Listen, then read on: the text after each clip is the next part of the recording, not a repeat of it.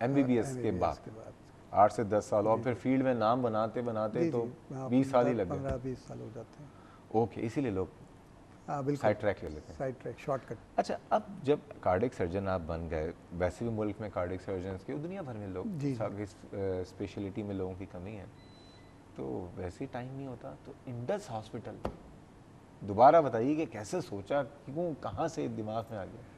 देखिए, public sector में काम करते हुए और जब, और फिर मेरी सारी डा मेडिकल कॉलेज में पेशेंट्स वेलफेयर एसोसिएशन के ब्लड बैंक शुरू किया। वहाँ पर गुरबत को आप बहुत करीब से देखते हैं और मुख्तलिफ़ किस्म की स्टोरीज़ मिलती हैं फैमिलीज़ की कि पैसे नहीं है, ये बिक गया, वो बिक गया, तब जाके हुआ। तो उस वक्त एहसास, उस वक्त ख्याल आया था कि कभी ज़िंदगी में एक अच्छा हॉस्पिटल बनाएंगे जहाँ quality care free of cost मिलेगी। ये आज से 20-25 साल पहले ख्वाब देखा था, लेकिन यह है कि उस प्रोसेस के लिए हम अपना पोस्ट ग्रेजुएशन के लिए गया, कार्डियक सर्जरी की, कार्डियक सर्जरी आके इस्टेब्लिश की सिविल हॉस्पिटल में। अल्हम्दुलिल्लाह पिछले 10 साल से open heart surgery free of cost हो रही है। लेकिन वो विजन था कि कॉम्प्रिहेंसिव हेल्थ केयर का एक मॉडल क्रिएट करना है जो इंडस का। तो फिर 2005 में कोरंगी में जगह हासिल की, उसको फिर establish Islamic mission hospital trust होता था जो कि शुरू नहीं हो सका था, उसको टेक ओवर किया, उनके साथ मिल के हमने इसको रिवाइव किया और 2007 में ये हॉस्पिटल शुरू हुआ। आज अल्हम्दुलिल्लाह 5 साल हो गए, वक्त का पता नहीं लगा। 5 साल हो गए ना? 5 साल हो गए माशाल्लाह। और 1 मिलियन से ज़्यादा मरीज। 1 मिलियन? जी, 1 मिलियन से ज़्यादा मरीज़ों को फ़ायदा हुआ है वहाँ पर, और 10 लाख से ज़्यादा लोगों को मुस्तफ़ीज़ हुए हैं वहाँ से। और इस वक्त अभी तकरीबन आज के स्टेटिस्टिक्स के मुताबिक तकरीबन 1600 मरीज़ रोज़ आते हैं आउट पेशेंट्स में और इमरजेंसी में मिल के, और 50 सर्जरीज डेली होती हैं।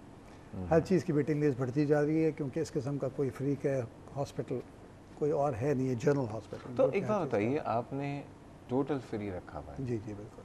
कोई वहाँ पे काउंटर नहीं है कि जो आपसे कहता हो 20 रुपए की पर्ची, 50 रुपए की पर्ची, 10 रुपए की पर्ची? कोई कैश काउंटर ही नहीं है, तो इसलिए कोई पूछ ही नहीं सकता है। कोई कैश अगर कोई पूछे तो ज़रूर मुझे बता दें ताकि मैं उसकी खबर लूँ कि कौन गड़बड़ कर रहा है। अच्छा। कोई कैश काउंटर ही नहीं है, तो इसलिए कोई, सबको पता है कि यहाँ पर ये।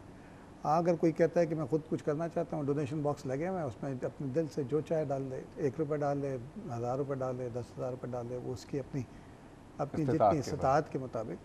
क्योंकि जैसे आपने कहा था कि गरीबों के लिए और सबसे ज़्यादा सफ़ेद पोश लोगों के लिए ज़्यादा काबिल रहम होते हैं, जो किसी से अपनी मजबूरी बयान भी नहीं कर सकते और अपने लिए जो है ना अपनी बीमारी को बढ़ाते रहते हैं। और वो सिर्फ उनका ये होता है कि जी बस अल्लाह मुझे इतनी मौका दे दे कि जो मैं अपने फ़राइज़ पूरे कर लूँ, अपनी बेटी की शादी कर लूँ, उससे फ़र्ज़ फारिग हो जाए, उसके बाद अल्लाह मुझे उठा ले।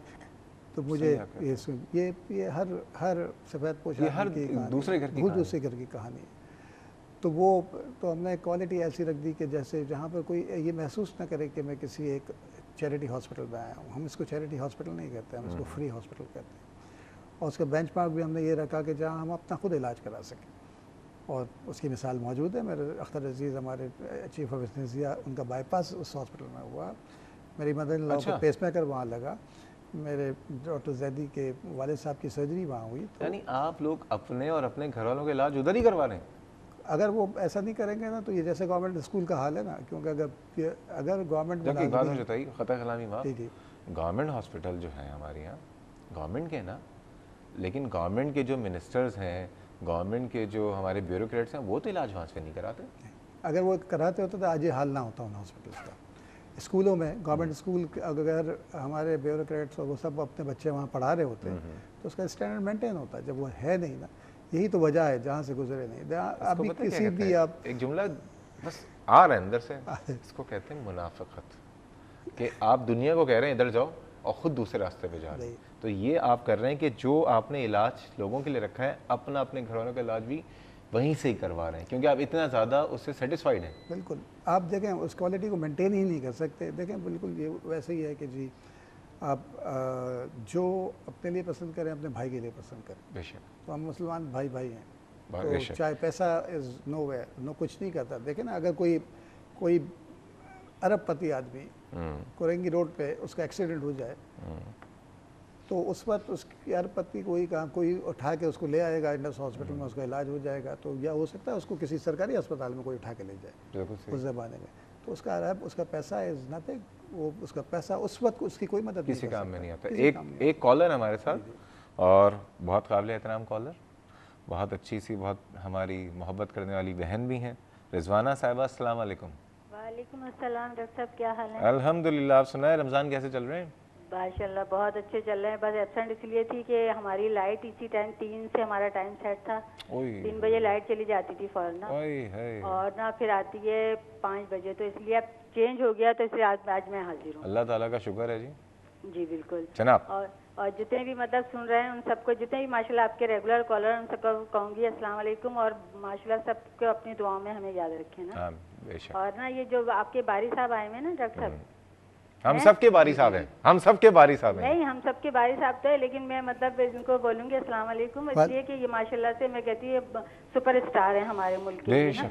इसलिए कि मैं देखिए, मैंने जब इनका पिछले साल प्रोग्राम सुना था, इनको देखा तो मेरे एक जानने वाले हैं, उन्होंने इंडस में ना वो अपनी एंजियोप्लास्टी करवाई है, तो उनको मैं स्पेशल में उनसे मिलने गई, इसलिए कि आपने इनके इंडस हॉस्पिटल से एक आपके डॉक्टर आए हुए थे, मुझे अच्छी तरह से याद है, वो थे मंसूर अली खान। जी जी, डॉक्टर मंसूर, ठीक है ना। हाँ, तो आपने उनसे गुफ्तगू में आपने कहा था कि आपकी कारकर्दगी देख के मेरा दिल चाह रहा है कि 10,000 लोग तालियां बजाएं आपके लिए ना।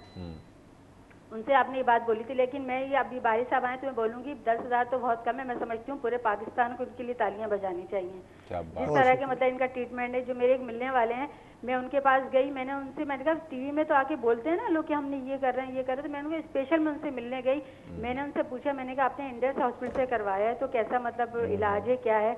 उन्होंने यकीन किया इतनी खुशी से, यानी कि मैं बारी साहब को जानती नहीं हूँ बिल्कुल भी ना, लेकिन सिर्फ मैंने आपको बता रही हूँ ताकि जितने लोग सुनने वाले हैं वो सुने इस बात को।